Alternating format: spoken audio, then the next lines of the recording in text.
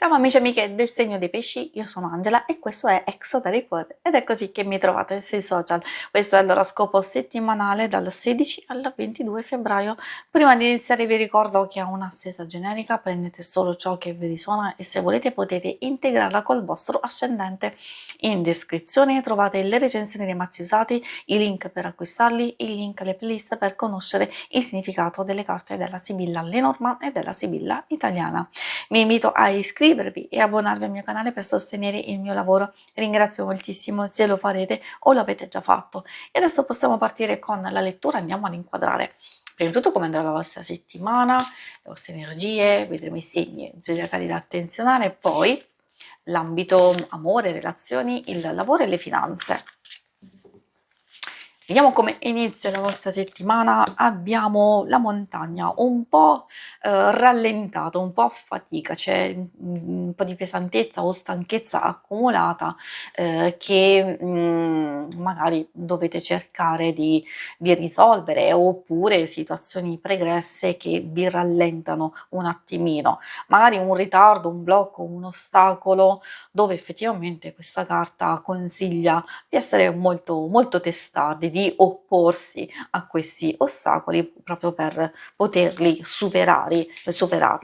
Magari di farlo proprio all'inizio della settimana, oppure magari di riposarsi, fermarsi e aspettare una bella occasione fortunata che ci viene portata proprio dal quadrifoglio. Occasione fortunata, un cambiamento fortuito, una sorpresa, un qualcosa che porta nuova fiducia, speranza, può riguardare le questioni pratiche, quindi ottenere un ottimo risultato, una vittoria, una ricompensa, fare un ottimo affare, e poi possibilità che si aprono, quindi dipende dalle varie circostanze. Possibilità che si aprono verso, qui abbiamo il gentiluomo o l'uomo, quindi si può riguardare una conoscenza, qualcuno che è già presente nella vostra vita, qualcuno che vi può aiutare soprattutto nelle questioni pratiche, sia del lavoro o in genere comunque anche una persona che può essere stimolante per vari aspetti, o in amicizia o qualcosa che potrebbe sbocciare. Vi ricordo che essendo una stesura generica non ha a che fare col sesso vero e proprio, ok, se siete donna va bene, sì, insomma, dipende da chi state cercando effettivamente, quindi può riferirsi a livello generico a una persona che comunque ha un animo presente, ha un animo attivo, propositivo e che in qualche modo può essere sia benefico, diciamo, per voi,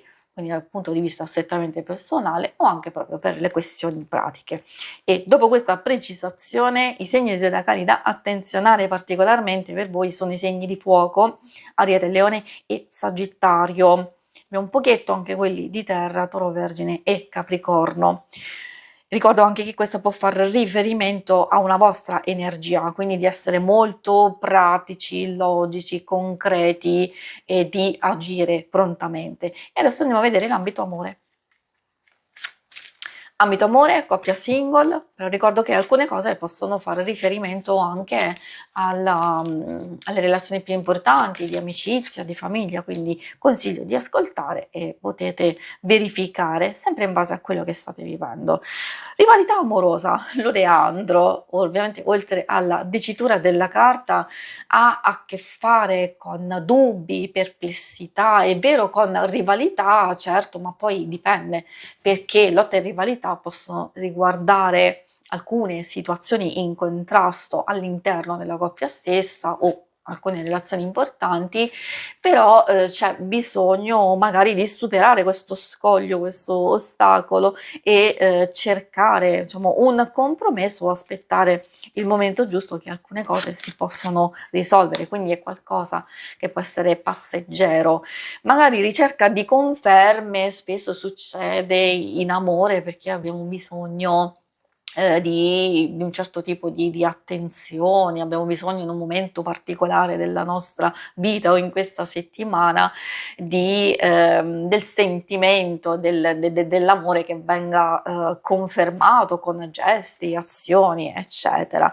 Direi assolutamente sì, visto il tulipano, qualcosa diciamo può esserci di positivo. Ovviamente io dico sempre occhio, perché quando si fanno delle promesse si devono mantenere. Questo vale per noi, però vale anche il verificarlo da parte dell'altra persona. Quindi l'altra persona potrebbe promettervi qualcosa e non mantenerla. Quindi nelle coppie magari può esserci una nuova proposta, nuove intenzioni, delle nuove possibilità, diciamo, progetti da realizzare e allora si parte belli, carichi e attivi e poi invece si sgonfia l'entusiasmo. Quindi dico occhio alle promesse, alle proposte, alle belle intenzioni, bisogna anche metterle in atto. Se avete a che fare con una persona che tende a dire sì, assolutamente sì, lo facciamo, ok, e però poi non si fa una certa cosa, appunto potreste rimanere un po' delusi, perché la ninfea ci dice che qualcosa, viene negato, non è proprio non viene rispettata la nostra aspettativa e il nostro desiderio e il nostro sogno. A maggior ragione se avete a che fare con una persona, lo dico per i single, che, va, viene, c'è, non c'è, vi promette una cosa, di sentirvi o di vedervi o di fare qualcosa insieme, allora lì sapete che cosa aspettarvi, quindi potete voi decidere subito, immediatamente di declinare un invito, di lasciare andare, o di verificare, però sapete secondo me a livello intuitivo già con chi avete a che fare. Per chi non ha nessuno, questa può, portare a, sia nuove situazioni, nuove conoscenze, questo è vero, però con i piedi di piombo per capire se effettivamente c'è un reale interesse, anche e soprattutto da parte vostra, almeno in una fase iniziale, prima di procedere in questa nuova conoscenza. E adesso andiamo a verificare, a vedere le cose più pratiche del lavoro e delle finanze. Che cosa vuole dirvi la Sibilla italiana? Abbiamo riunione molto interessante, è ovvio che fa riferimento alle riunioni vere e proprie, può parlare di colloqui, anche di proposte scusate, o di decidere, scelte importanti riguardo ad alcune cose che si devono fare, diciamo ovviamente nel proprio ambiente lavorativo.